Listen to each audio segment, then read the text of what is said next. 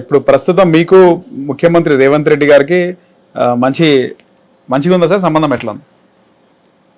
సంబంధం అంటే మాకేం పగలు లేవు కదా, వ్యక్తిగత పగలైతే కావు. వ్యవస్థాపరమైనటువంటి ఆరోపణలు, వ్యవస్థాపరమైన ఆరోపణలు మొన్న చేసినా చేయకపోతే రేపు చేస్తాం, ఎల్లుండి కూడా చేస్తాం, అది వేరే విషయం. పని చేస్తే ఆయననే గౌరవిస్తాం ఖచ్చితంగా. నేను మొన్న కాంగ్రెస్ ప్రతినిధి మహాసభలో ఓపెన్గా చెప్పా, రేవంత్ రెడ్డి మొట్టమొదట ప్రకటించడమే కాదు ఏబిసిడీలు అమలు చేయడం నేను ముందుండని చెప్పినందుకు కృతజ్ఞతగా మా దగ్గర అందరం నీతో ఉంటామనే ఒక రెజల్యూషన్ కూడా పాస్ చేయించాను. దేని దానికి అది అయిపోయింది ఆ ఎపిసోడ్. ఇప్పుడు ఒక కొత్త అధ్యాయం మరి రాష్ట్రానికి ముఖ్యమంత్రి గారు ఇస్తున్నారు, ఆయనకు ధన్యవాదాలు చెప్పాల్సిందే, ఆయన ఎంబడి ఉండాల్సిందే. తెలుగుదేశం పార్టీ కష్టకాలంలో మీరు ఆయన కలిసి పనిచేసినారు సార్. చాలా మంది పదవులు అనుభవించి కడియం శ్రీయర్ కానీ, మహేందర్ రెడ్డి, పోచారం శ్రీనివాస్ రెడ్డి వీళ్ళందరూ కూడా వెళ్ళిపోయినారు పార్టీ వదిలేసి.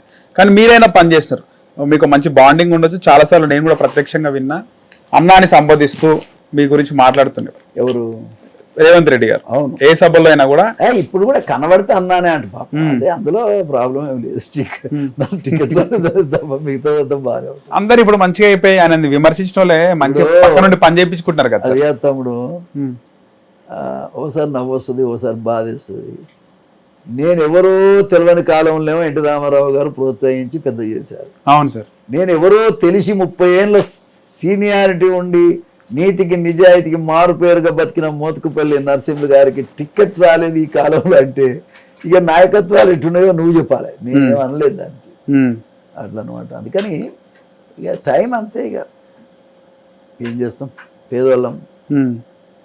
ఈ ఎంపీ ఎలక్షన్స్ తర్వాత ఎక్కడైనా కలిసినారా సార్? అంటే మొన్న రీసెంట్ కలిసినట్టున్నారు. ఏడ కలవలే. ఆయనకు థ్యాంక్ చెప్పాలి పర్సనల్గా. ఆయన అవకాశం మరి 2-3 సార్లు ట్రై చేశాను కానీ మరి కుదరలేదు, కానీ చూద్దాం. ఇటు చంద్రబాబు నాయుడు గారిని కలిసినారా సార్? చంద్రబాబు నాయుడు గారిని కలవచ్చే ప్రయత్నం చేశాను. ఇక ఆయన కూడా బిజీగా ఉన్నాడు. ఒకటి మన మా టికెట్ల దాంట్లో ఈనాడు పేపర్లో మొట్టమొదట నా పేరు ప్రకటించినటువంటి మహనీయుడు మన రామోజీరావు గారు. ఆయన చనిపోయినప్పుడు మాత్రం అక్కడ కలిసి నమస్కారం చేశాను. ఆయన కూడా హ్యాపీగా రిసీవ్ చేసుకున్నాడు. రమ్మని కూడా అన్నాడు, బట్ వెళ్ళాలి కలిసి. ఇటు తెలంగాణకు వచ్చినప్పుడు మళ్ళీ కలిసే అవకాశం ఉంటుందా సార్? ఎవరు? మీరు. అరే ఎందుకు గెలవకూడదు, ఏముంది గెలవడానికి. మళ్ళీ తిరిగి సొంత గూటికి. ఇక్కడ గూడే లేదు, సొంత గూటి అంటే నేనేం చేసేది. తెలంగాణ తెలుగుదేశం పార్టీ ఉంది కదా సార్, క్యాడర్ ఉంది, నడిపించే నాయకుడు లేడు కదా సార్. అదే మరి ఆయన ఏం ఆలోచిస్తాడో ఇంతవరకు అయితే ఆయన ఏం చెప్పలేదు కదా.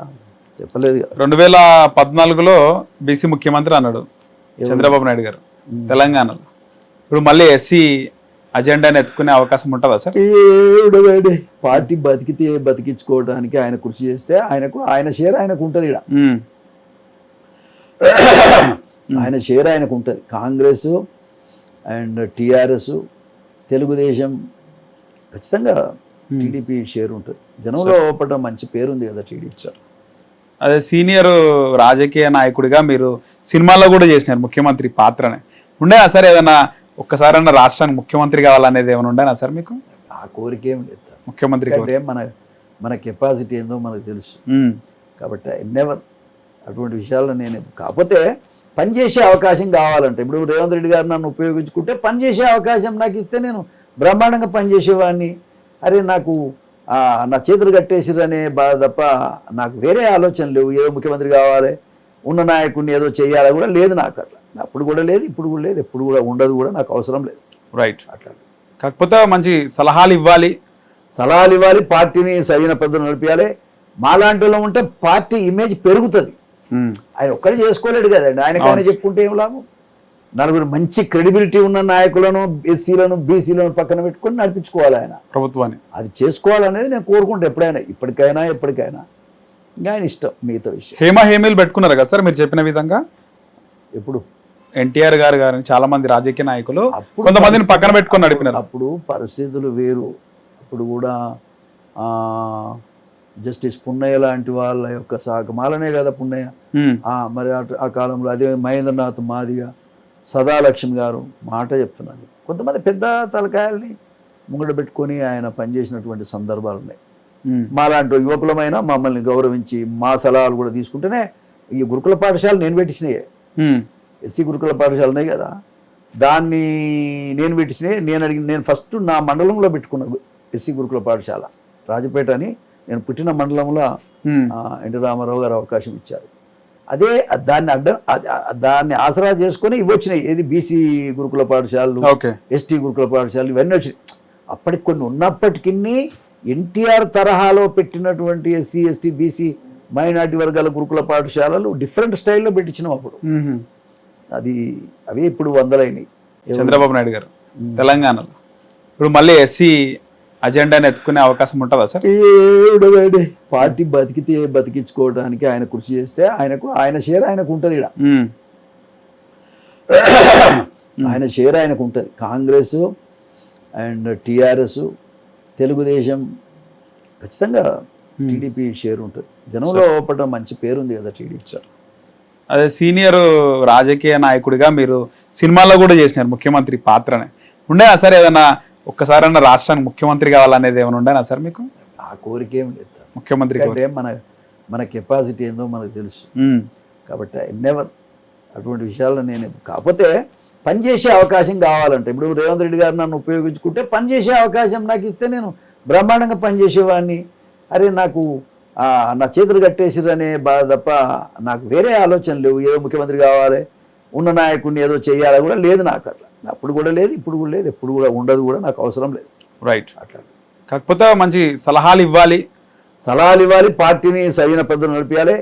మాలాంటి వాళ్ళు ఉంటే పార్టీ ఇమేజ్ పెరుగుతుంది. ఆయన ఒక్కడే చేసుకోలేడు కదండి. ఆయనకైనా చెప్పుకుంటే ఏం లాభం? నలుగురు మంచి క్రెడిబిలిటీ ఉన్న నాయకులను, ఎస్సీలను, బీసీలను పక్కన పెట్టుకొని నడిపించుకోవాలి ఆయన ప్రభుత్వాన్ని. అది చేసుకోవాలనేది నేను కోరుకుంటా ఎప్పుడైనా, ఇప్పటికైనా ఎప్పటికైనా. ఇంకా ఆయన ఇష్టం మిగతా విషయం. హేమీలు పెట్టుకున్నారు కదా సార్ మీరు చెప్పిన విధంగా? ఎప్పుడు ఎన్టీఆర్ గారు చాలా మంది రాజకీయ నాయకులు కొంతమందిని పక్కన పెట్టుకొని నడిపినారు. అప్పుడు పరిస్థితులు వేరు. అప్పుడు కూడా